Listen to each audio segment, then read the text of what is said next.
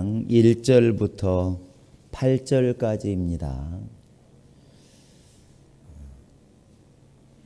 자, 같이 우리 읽겠습니다. 시작. 엿새 후에 예수께서 베드로와 야고보와 그 형제 요한을 내리시고 따로 높은 산에 올라가셨더니 그들 앞에서 변형되사 그 얼굴에 해같이 빛나며 옷이 빛과 같이 휘어졌더라. 그때 모세와 엘리야가 예수와 더불어 말하는 것이 그들에게 보이거늘 베드로가 예수께 여짜워 이르되 주여, 우리가 여기 있는 것이 좋사오니 만일 주께서 원하시면 내가 여기서 초막셋을 짓되 하나는 주님을 위하여, 하나는 모세를 위하여, 하나는 엘리야를 위하여 하리이다. 말할 때 호련히 빛난 구름이 그들을 덮으며 구름 속에서 소리가 나서 이르되 이는 내 사랑하는 아들이요 내 기뻐하는 자니 너희는 그의 말을 들으라 하시는지라. 제자들이 듣고 엎드려 심히 두려워하니 예수께서 나와 그들에게 손을 대시며 이르시되 일어나라, 두려워하지 말라 하시니 제자들이 눈을 들고 보매 오직 예수 외에는 아무도 보이지 아니하더라. 아멘. 하나님 아버지, 이렇게 날씨가 또 많이 차가워졌습니다. 정말 주님께서 환난의 날이 안식일이나 또 겨울이 되지 않도록 기도하라 말씀하셨는데, 이렇게 코로나로 인해서 우리의 행동이 어려워지고 또 날씨가 추워짐으로 많이 어려워지고 있습니다.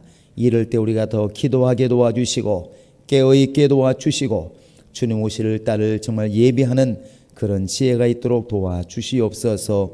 오늘 또 하나님께 헌금을 드리며 시간을 드리며 자기의 재능을 들여서 하나님의 일을 돕는 자들을 기억해 주시고 하나님의 신령한 복, 넘치는 복, 하나님의 것으로 행복할 수 있도록 인도하여 주시옵소서. 예수의 이름으로 기도합니다. 아멘. 예, 우리가 성경의 주제 이렇게 우리가 보면서 성경을 보고 있는데, 오늘 또 우리가 예수를 보기를 원합니다. 주제 그러면 당연히 가장 중요한 그런 단어, 또 이 성경에서 가장 말하고자 하는 것, 이렇게 달리 말할 수가 있는데, 왜 우리 예수님이 성경의 주제가 되는가, 이 부분을 우리가 좀 잘 이렇게 살펴서 예수 믿는 믿음이 더 성장하기를 바랍니다. 우리가 예수를 시기적으로 말을 하면, 시간으로 말한다면 이 땅에 우리를 이제 구원하러 오셨기 때문에 첫 번째 오신 것을 우리는 구세주라고 부릅니다. 구세주. 이것은 예수님이 마태복음 20장 28절에서 나는 이 땅에 섬김받으러 온 것이 아니라 섬기러 왔다 이렇게 하시면서 나는 죽으러 왔노라 이렇게 말을 합니다. 많은 사람들에게 대속물로 주려고 왔다. 쉽게 말하면 나는 죽으러 왔다. 이것이 바로 육체를 입고 이 땅에 오신 예수님의 모습이었습니다. 그리고 이제 그 예수님이 십자가에 달려 죽으시고 이제 부활하시게 되죠. 그때는 이제 제자들을 통해서 나오는 말이 뭐냐면 부활의 주 이렇게 말을 합니다. 부활의 주. 시기적으로 말하면 이제 좀 이 구원의 주를 지나서 이제 부활하셨을 때 우리는 구원의 주, 부활의 주 이렇게 말합니다. 그런데 이제 이 추수가 다 끝나고 나면 이것이 이제 몇 달이 될지는 모르겠지만 이제 마치 추수꾼들이 추수를 시작하고 마무리할 때까지 이제 보통 절기로는 4개월 이렇게 얘기를 하는데, 그 절기 동안 보통 이제 성령 강림절부터 맥주절부터 시작해서 저 장막절까지를 보통 이야기합니다. 그러면 보통 4, 5개월 이렇게 되는데, 이때가 이제 추수 때입니다. 추수 때. 우리로 말하면 이방인의 충만한 수가 들어올 때까지 하나님이 참고 기다리시는 때 이렇게 말하고, 우리가 전도를 해도 영혼이 구원받을 수 있는 때, 이때죠. 지금은 이때가 지나면 주님이 다시 오신다고 말씀하십니다. 그런데 이때에는 처음에 보았던 그런 연약한 모습, 때리면 맞고 욕하면 듣는 그런 예수님이 아니시고, 예수님 말씀하시길 내가 이제 왕권을 가지고 오리라 이렇게 말을 해요. 그래서 재림하신 예수는 어느 이스라엘 땅 한 곳에 몰래 오시는, 마구간에 오시는 예수님이 아닙니다. 예수님 말씀하시기를 마치 번개가 이쪽에서 저쪽까지 동시에 번쩍임 같이, 이 빛이라고 하는 것은 똑딱 한 1초 사이에 지구를 7바퀴 반을 돌잖아요. 키로수로 말하면 초속 30만 킬로입니다. 상상을 초월한 것이죠.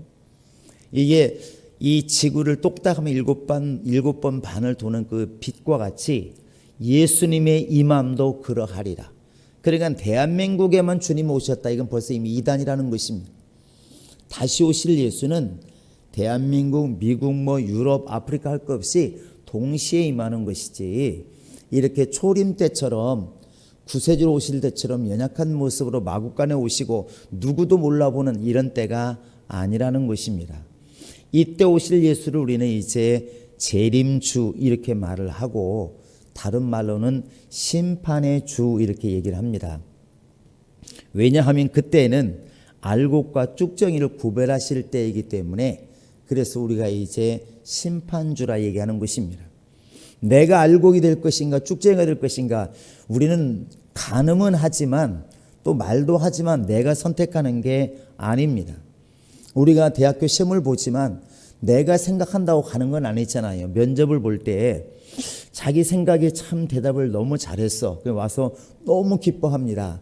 나 오늘 대답 너무 잘했다고, 합격할 것 같아, 이렇게 말하지만 합격은 누가 시킨다고? 거기를 나를 이제 심판하시는 분들이 있지 않습니까? 대학교에서 면접관들이라든지 이분이 심판을 하는 겁니다.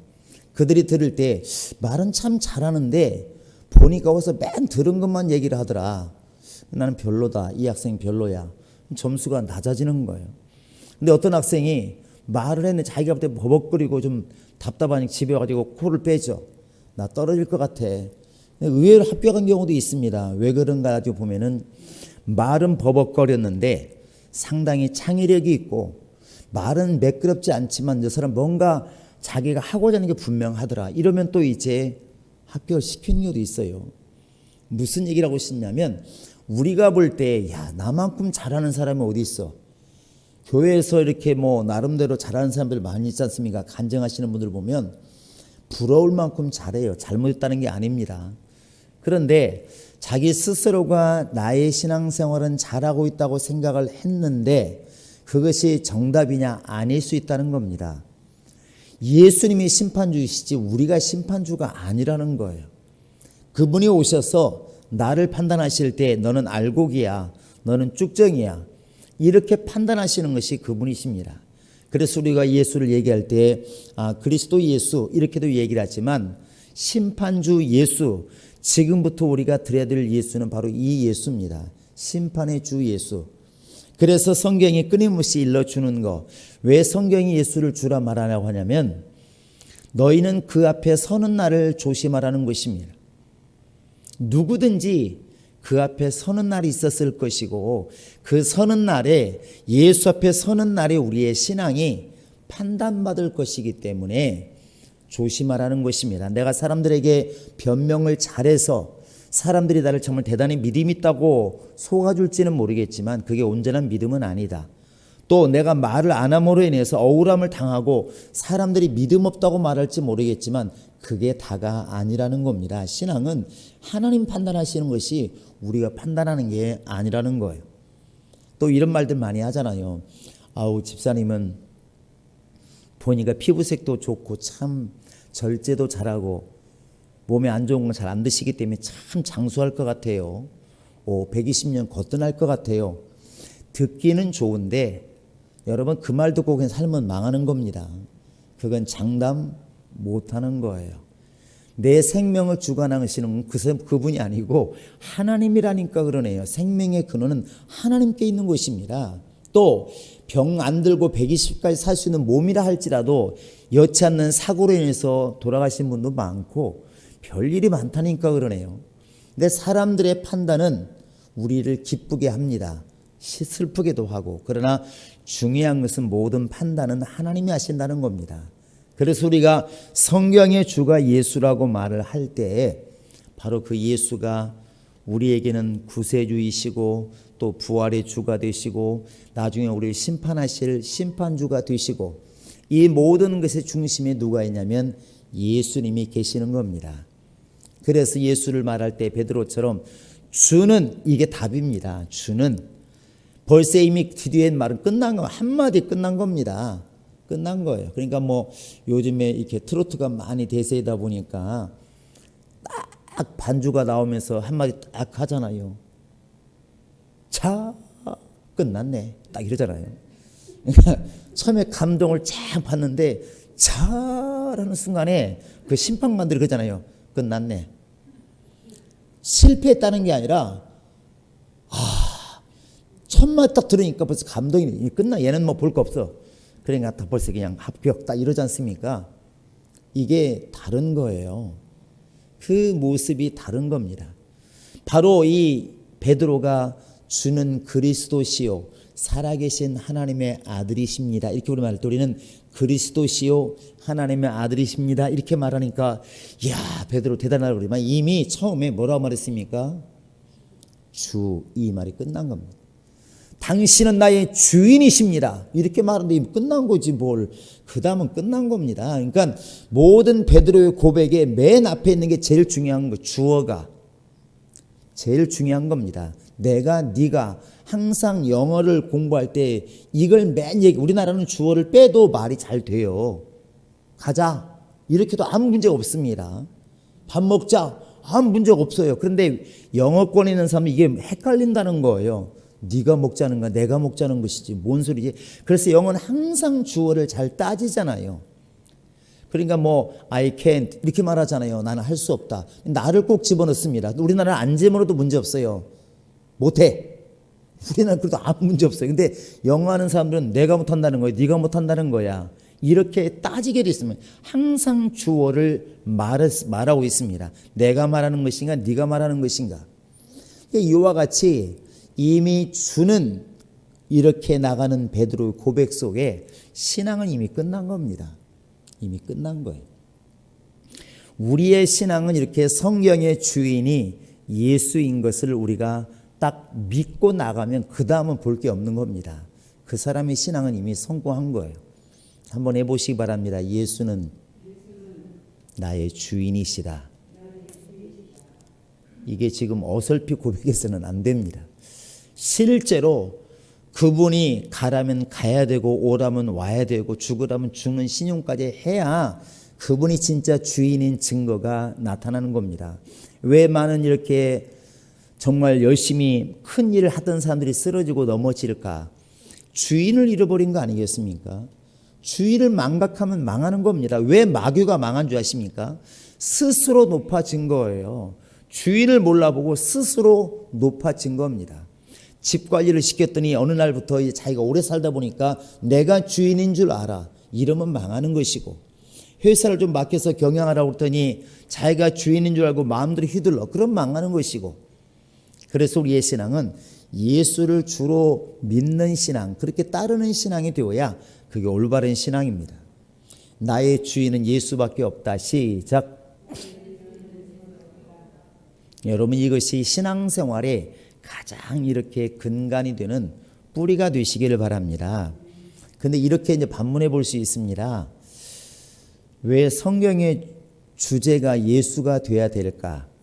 왜 예수가 우리 신앙생활의 주인이고 표본이고 기준이 돼야 될까를 한번 이렇게 질문해 보시기 바랍니다.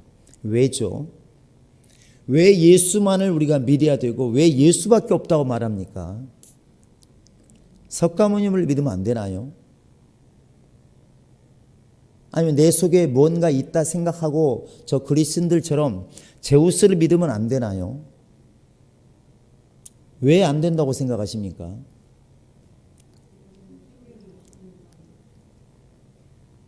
생명이 없으니까. 또 하나는 마스크 쓰니까 아무렇게나 떠벌리면 맞는 것처럼 보입니다. 가장 중요한 건 뭐냐면 하나님이 예수를 세우셨다는 거예요.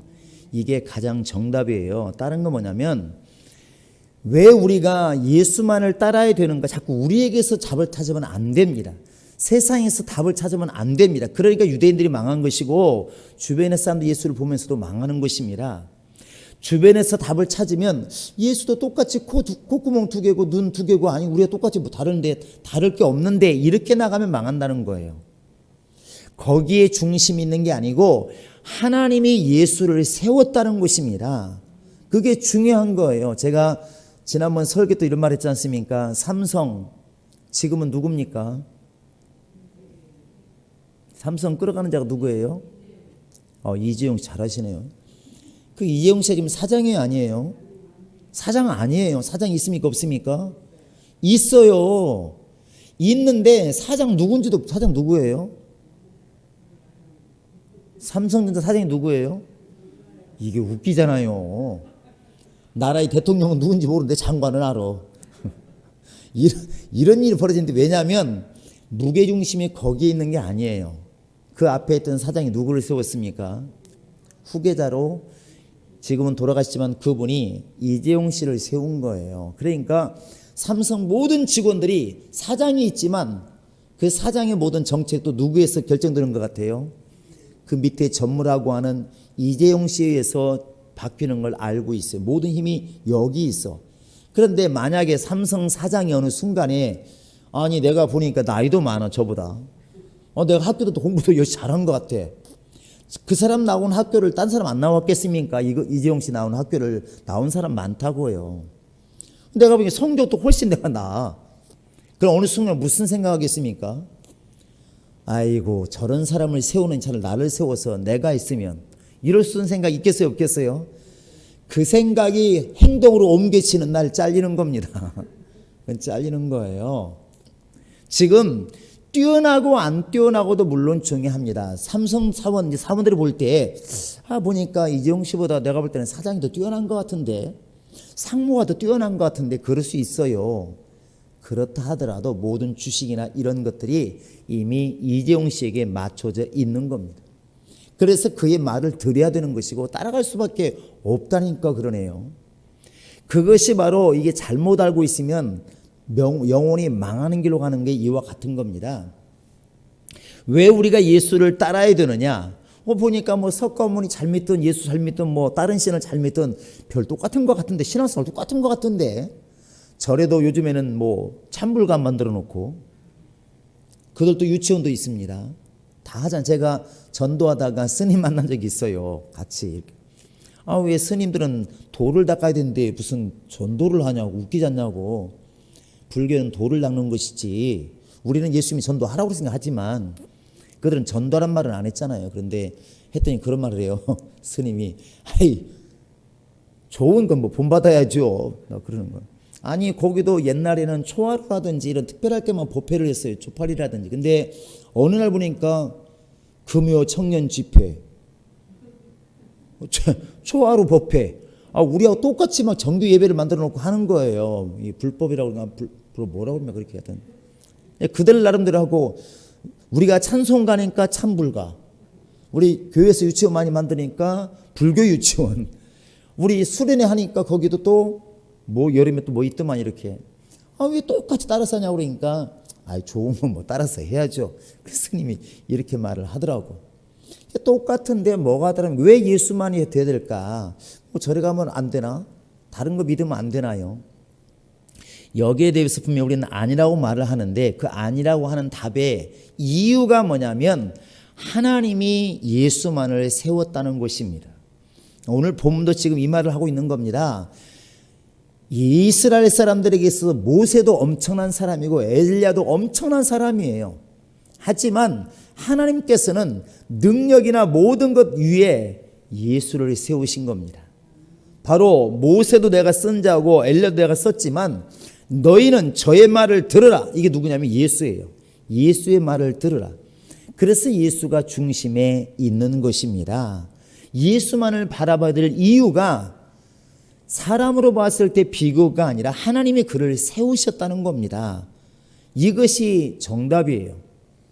여러분 우리가 이렇게 말을 하다 보면 우리도 나도 모르는 사이에 이렇게 지금은 조금 제가 덜한 것 같더라고요. 많이 고쳐졌는데 한동안은 누가 그러더라고. 청년 때 이렇게 인사를 하고 나도 왜 그러냐고. 그래서 뭔 소리지? 이렇게 했는데 그때 녹음해서 들어보고 이럴 때가 아니라서 잘 가요. 이렇게 열심히 합시다. 이렇게. 아니 그랬어요. 지금은 좀 많이 없어진 것 같은데 뒤에 잉자를 많이 붙였어요. 지금 아마 저희 고향에 가면 이럴 거예요, 어른들이. 그러니까 말을 똑같이 합니다. 성경 말씀도 똑같이 하고, 예수님께서 우리 전도하러 전도 열심히 합시다, 이게 아니라 전도 열심히 합시다, 이렇게. 자, 이 시간 우리 찬양으로 하나님께 영광 돌립시다, 이렇게. 어느 날 어떤 분이 그러는 거예요. 이렇게 인사를 하는데 잘가, 그러니까 알았어요.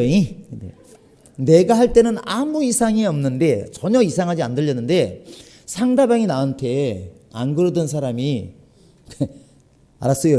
그러니까 이잉을 강조하는 거지, 나보고 들으라고. 근데 이상한 거 왜 이잉하지?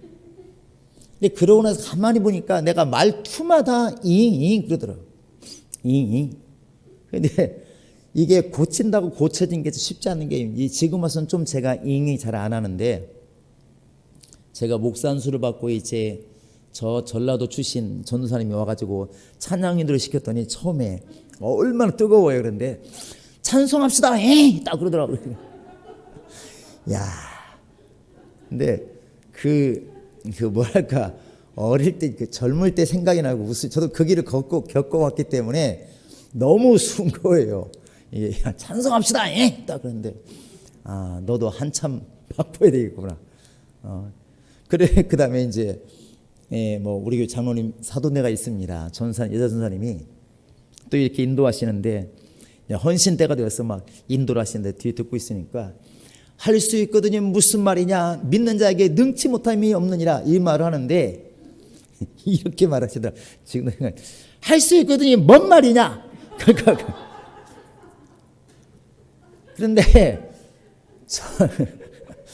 저는 별로 이상하게 안 들려요. 그냥 저는 알아들으니까 웃는 거지. 할 수 있거든요. 뭔 말이냐? 근데 성도들은 웃는 거예요. 웃는데 자신은 깨닫는지 안 깨닫는지 모르겠습니다.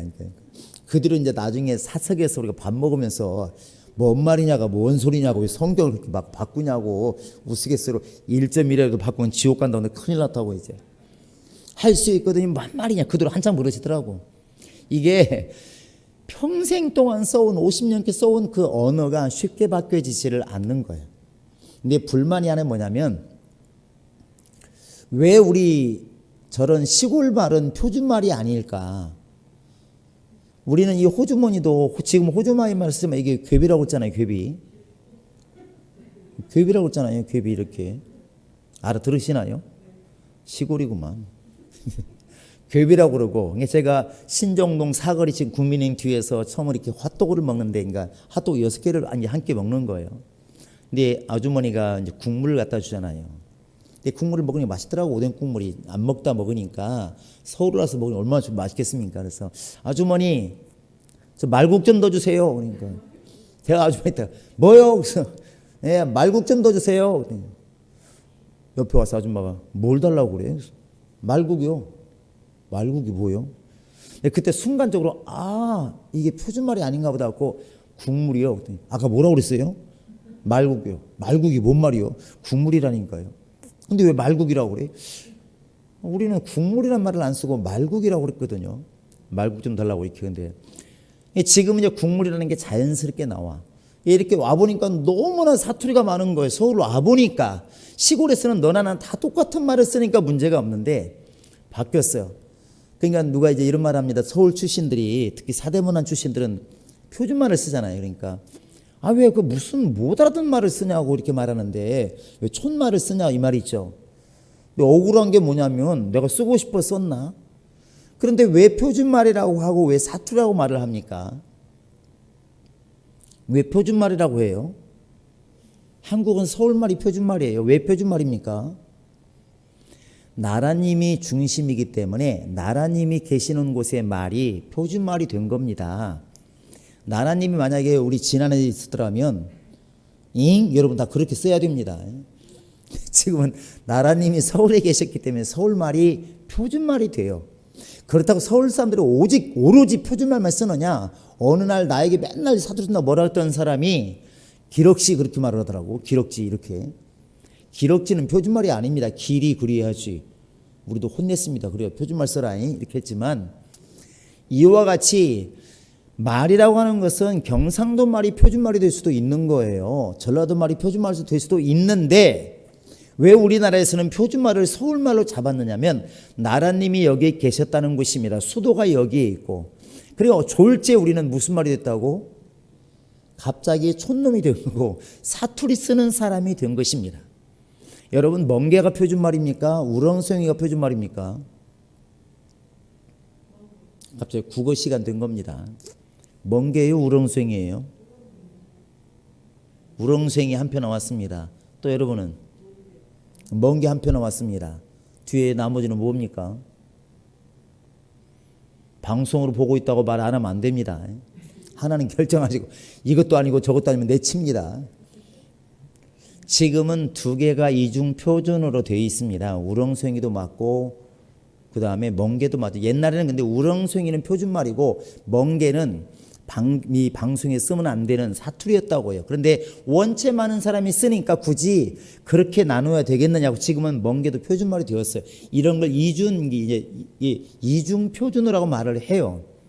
근데 이럴 때 사전적으로는 우렁송이가 맞는데 보통 우리가 말할 때는 그냥 멍게라고 말을 한다는 거예요. 근데 멍게 쓰는 것이 자연스러운데 사투리였던 때가 있다는 것입니다. 왜 그렇게 되느냐? 말에 문제가 있는 게 아니라 나라님이 계시는 곳에서 쓰는 단어가 바로 표준말 되다 보니까 이 말을 쓰라고 가르치는 거예요. 그러니까 지금은 제주도에서 표준말을 쓰려고 애를 쓰잖아요. 왜? 이게 우리나라 표준어니까 그렇습니다. 제주도 말이 뭔 잘못됐습니까? 부산 사람이 부산말을 쓰는데 무슨 잘못이 있느냐고요. 그 말이 잘못된 게 아니고 나라에서 이 말을 표준말로 잡았으면 이 말을 가르쳐야 되고 이 말을 쓰는 게 맞는 거예요. 그와 같이 신앙도 그와 같다고 여러분 보시기를 바랍니다. 하나님께서 내가 이는 내 사랑하는 자여 내 기뻐하는 자다. 이를 갖다가 내가 구원의 표준으로 삼았고 부활의 표준으로 삼았고 심판의 표준으로 삼았다. 이렇게 하나님이 인정을 했다는 것입니다. 많은 사람이 나는 뭐 예수를 안 믿어도 나는 잘 살고 있는데 그래도 예수가 없으면 인정하지 않겠다는 거예요. 여러분 지금 오늘날 우리가 이렇게 집을 팔고 살 때 또 전세를 들어가서 계약할 때 누구의 도장을 받습니까? 물론 내 것도 받아요. 상대방 것도 받고 그러나 반드시 빠지지 말아야 될 게 뭐예요? 공인중개사, 그냥 중개사가 아닙니다. 공인중개사. 공인은 나라에서 인정한 사람의 도장과 사인이 있어야 돼요. 이게 언제 기능을 발휘하냐면 문제가 안 생기면 아무 문제 없습니다. 그 계약서가 잘못된 거 하나도 없습니다. 그런데 문제가 생겼을 때 저 파는 사람이 아니라고 우기든지 사는 사람이 잘못됐다고 말하든지 뭔 문제가 발생했을 때 법은 누구를 보냐면 공인중개사가 공인했느냐는 것입니다. 그거 없이 우리끼리 했으면 이건 인정이 안 됩니다. 효력이 없는 거예요. 그래서 우리가 전세를 들어가더라도 동사무소 가가지고 이렇게 뭐라고 그러죠? 신고하는 거 뭐라고 그럽니까? 예, 결혼신고? 이러면 안 되지. 전입신고와 확정일자 같은 걸 받는 게 그거지 않습니까? 나 이렇게 전세계약을 맺었습니다. 확정일자를 받는 게 뭐냐면 그거 안 한다고 뭐 내가 전세계약을 지금 안 했습니까? 했습니다. 했는데 나라가 인정하는 곳에 확실히 이렇게 인정이 될 때 나라법의 보호를 받을 수가 있다는 것이죠. 그와 같이 예수 없으면 기도 안 하나요? 예수 안 믿어도 우리 할머니도 산에 가서 기도 많이 했다니까 그러네요. 정한 수도 놓고 많이 빌었습니다. 우리 새벽기도 쉽지 않은데 할머니 맨날 했다니까 그러네요. 정성으로 말하면 우리가 따라가기 힘들어요. 그러면 산에 가서 피는 사람이나 절에 가서 피는 사람이나 교회에서 피는 사람이 피는 건 똑같습니다. 내용은 똑같아요. 모습도 똑같고. 왜 하나님께서 우리의 기도를 듣는다고 자신할 수가 있는가? 하나님은 분명 예수를 통해서 내 이름으로 기도하면 이렇게 말하고 있습니다. 예수를 믿으면 구원시키고 예수의 이름으로 기도하면 응답하시고 예수 안에 있는 자들만 내가 하나님의 나라로 옮겨줄 것이다. 이미 이렇게 약속을 하고 있다는 것입니다. 그래서 성경의 주제가 누구냐면 예수밖에 없다고 우리가 말을 하는 것입니다. 자, 예수는 모든 곳의 기준이다. 시작. 그래서 성경 우리에게 이렇게 말해줍니다. 너희가 말을 하려거든 누가 하는 것처럼 마치 하나님이 하시는 것처럼, 또 무슨 일을 할 때도 어떻게 하라고? 하나님이 공급하시는 것처럼 하라. 이렇게 성경은 우리에게 일러주고 있다는 사실입니다. 여러분과 지금 내가 사람의 지식, 사람의 경험 무시 못해요. 그런데 이것만 가지고 밀고 나가면 낭패당하는 때가 뭐냐면 주님께서 심판주로 이 땅에 올 때에 분명히 우리는 망하게 된다는 것입니다. 그래서 우리는 주님께서 모든 것을 주고 계시고 그분이 우리 모든 걸 판단한다는 것을 우리는 믿으셔야 됩니다. 우리 요한복음 5장 한번 27절을 보시겠습니다. 자, 요한복음 5장 한번 27절을 보시기 바랍니다. 자, 시작. 또 인자됨으로 말미암아 심판하는 권한을 주셨느니요. 예수님이 육체를 입고 이 땅에 오심을 통해서 뭘 주었다고 그랬습니까? 바로 심판하는 권세를 주었느니라. 누구에게 심판하는 권세가 있다고 해요? 예수에게 있어요. 세상의 심판은 누가 합니까? 우리는 죄를 앉아서 심판을 받아본 적이 없는 것 같은데 판사가 해요. 판사가. 검사도 말합니다. 이런 나쁜 놈은 10년 동안 징역을 때려야 됩니다. 이렇게 말을 해요. 근다고 10년 됩니까? 안 됩니까? 그것은 말을 할 뿐이지 아직 결정된 거 아닙니다. 그러니까 또 변호사가 얘기합니다. 아닙니다. 이거 억울합니다. 1년만 때려주세요. 이렇게 말해요. 그럼 또 1년 때립니까? 아니에요. 마지막 진짜 이 사람에게 판결을 내리는 것은 판사입니다.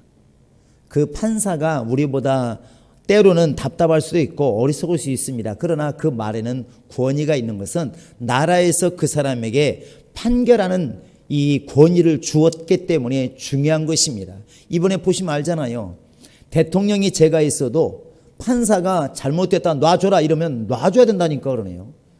대통령이 사과를 하잖아요. 웃기지 않습니까? 분명히 서열은 대통령이 높은데 그게 뭐냐면 나라의 권위가 판사에게 있는 거예요. 판사에게. 대통령까지 나중에 판결을 내리지 않습니까? 판사가. 누가 힘을, 그 판사가 뛰어나다 이렇게 보시면 안 됩니다. 그 판사에게 주어진 권위가 뛰어난 것이지, 권위가. 우리 예수님도 여러분 그렇게 보시면 예수를 주인으로 섬기기가 훨씬 수월합니다. 여러분 요한계시록 한번 20장을 보시기 바랍니다. 요한계시록 20장 12절입니다.